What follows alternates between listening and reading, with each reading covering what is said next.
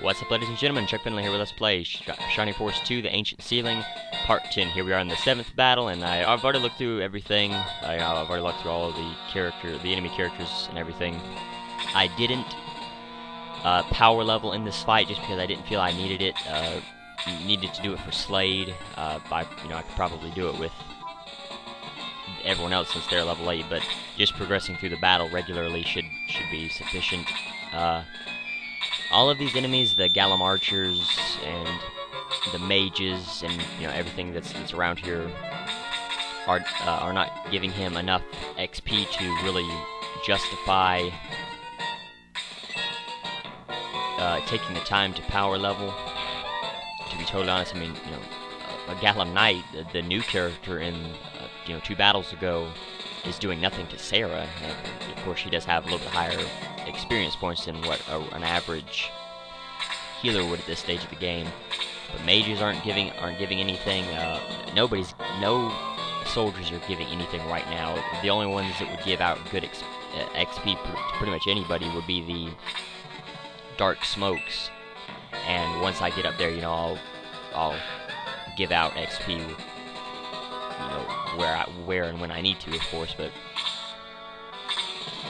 I just didn't feel it was necessary, to be totally honest, to sit there and power level, and it's really not. I can sit here and take out most of this just with what I have. It would be a very...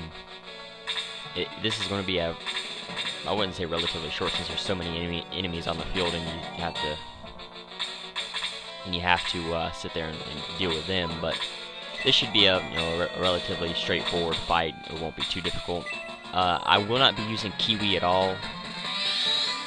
I probably should have tried to move him up here just to show off his battle portrait, but I guess his battle portrait. But I'm not going to be using him at all. He stinks. He's not like Slade or what's his name, Blue from the first game. He stinks. There's no reason at all to use him right now, except, like I said, just to draw out enemies early on, and then really there is no point after that to use him. I will still be having Slade. I mean, Slade doing 7 points of damage to a Galam Knight, and really no one else is, only 14. So I will be using Slade to probably get some kills, but I do need to get everyone else up from level 8. I should be around level 9-ish, to be totally honest. Right now, to pull Sarah back, I need to probably move Jaha over. That might not be a bad idea. Give Jaha some experience and try to draw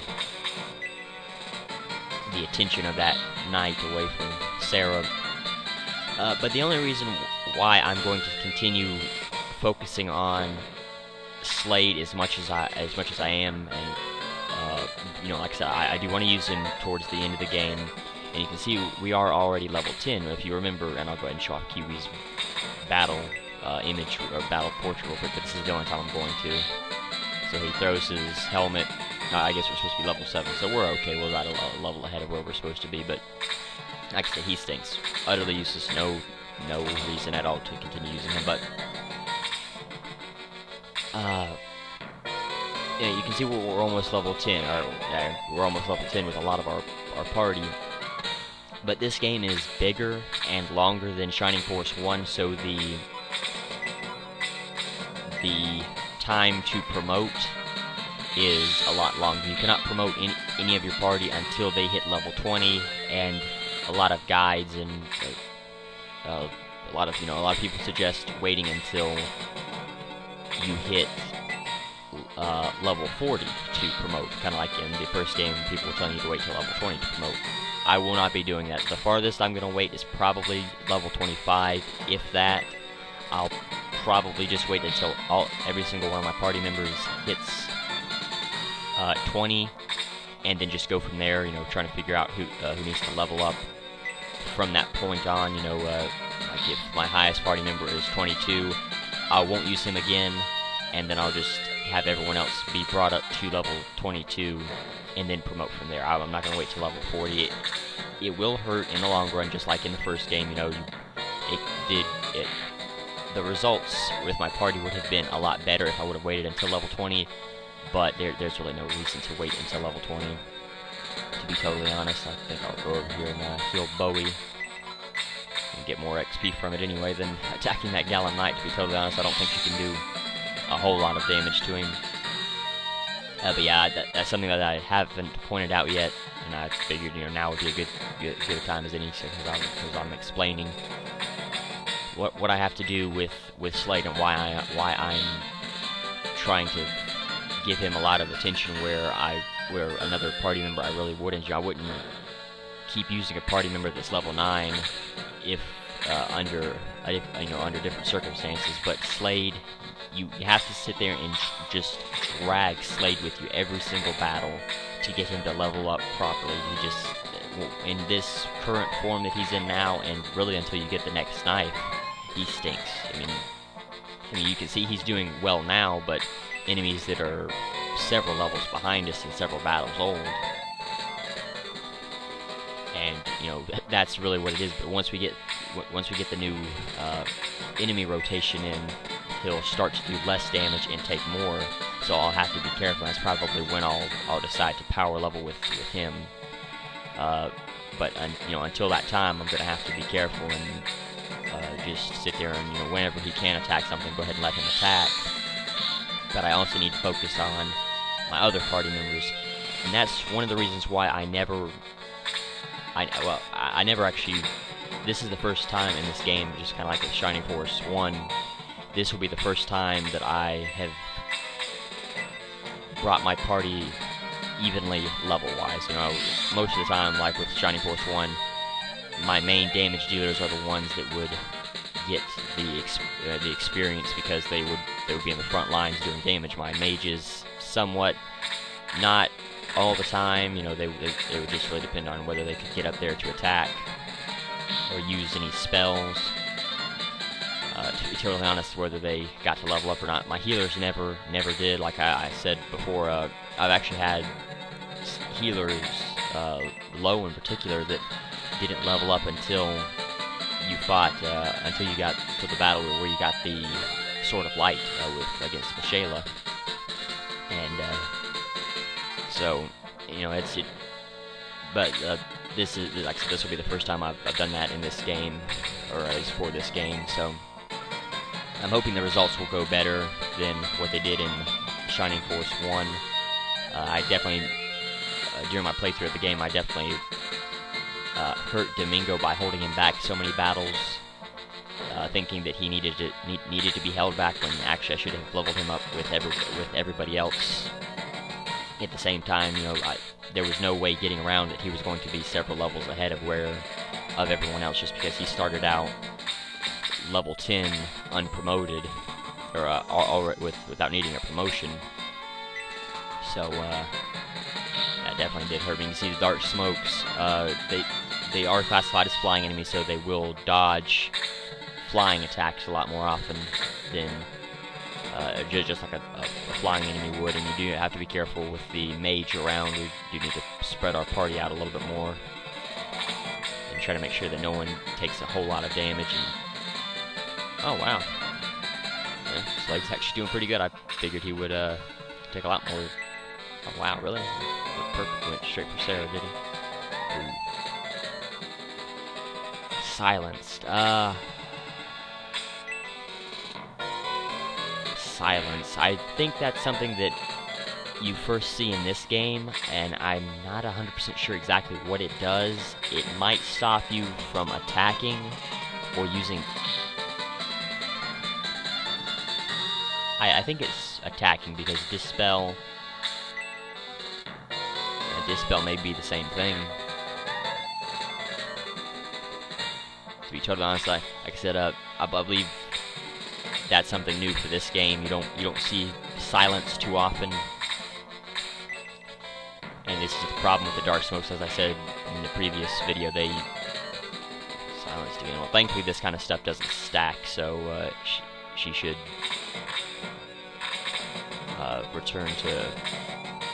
return to normal pretty soon. I'll probably actually have Slade kill that Galam mage. But I mean, you can see like the knights and archers wasn't even giving the level 8 people a lot of experience points. Let's see if she can heal herself. No, it's not Okay, that is Dispel. Ah, okay, Dispel. So that is. And I think it even. I'm not 100% sure, but it looked like it used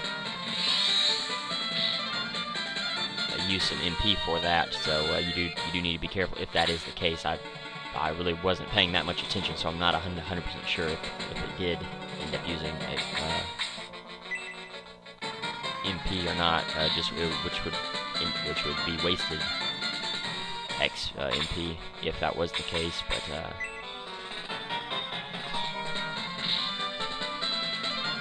anyways, I mean, even the Galam mages aren't giving. I guess Bowie is level 9, but only 16 experience points. That's not even worth sitting here going through this battle several times for. Like I said, I have to wait for the enemy soldiers to get changed out before I can power level with them. Kaizen's gonna need to kill quite a bit. If I could get him to kill the Dark Cleric, and then have him kill that Dark Smoke, that would help. But I don't think he'll be able to kill the Dark Cleric because he won't. Well, this will work because Kiwi shouldn't be able to kill it. I hope he doesn't. And then that will allow Kaizen to come behind and kill it. I'll just pull everybody back so I can allow. I'll probably attack it with Slade, and then I'll have Kaizen come up behind whenever it's his turn again, and that will definitely level him up because he got so much XP for killing the Dark Cleric, which is actually surprising. But I do have to remember he is level 8, so you'll get more. You'll get more experience points the lower level you are, especially against a Dark Cleric, which is still a relatively new enemy. At least 2 battles, if I'm not mistaken. And crap. Oh, let me see. Yeah, I want to use Bowie to try to kind of draw the Dark Smoke down so that Kaizen can come down and kill it really easily. And 14 XP is not too bad, so. She's dead. Crap. Ah, well. I should have probably took priority over her, but nothing I can do about it now. I was kind of hoping he would attack Bowie rather than attack